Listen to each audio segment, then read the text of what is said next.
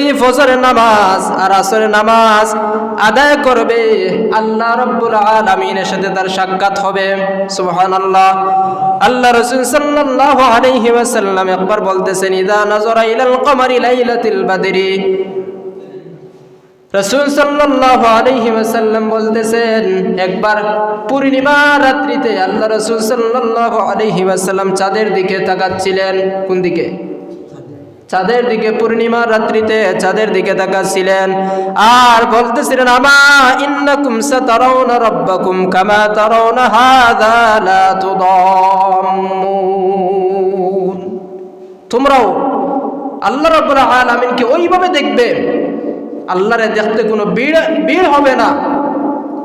আজকে কোনো গুরুত্বপূর্ণ মানুষ যখন আসে তখন তাকে দেখতে গেলে ভিড় থাকে, মানুষের ভিড় থাকে, কিন্তু আল্লাহ রাসূল বলতেছেন, আমি যে আজকে পূর্ণিমা রাত্রের চাঁদের দিকে তাকালাম, কোনো ভিড় আছে? সাহাবা একরাম বলে, না ইয়া রাসূল, কোনো ভিড় নেই। আল্লাহ রাসূল বলেন, ওইভাবে তোমরা আমার আল্লাহকে দেখবে, তখন কোনো ভিড় থাকবে না, মানুষের কোনো ভিড় থাকবে না।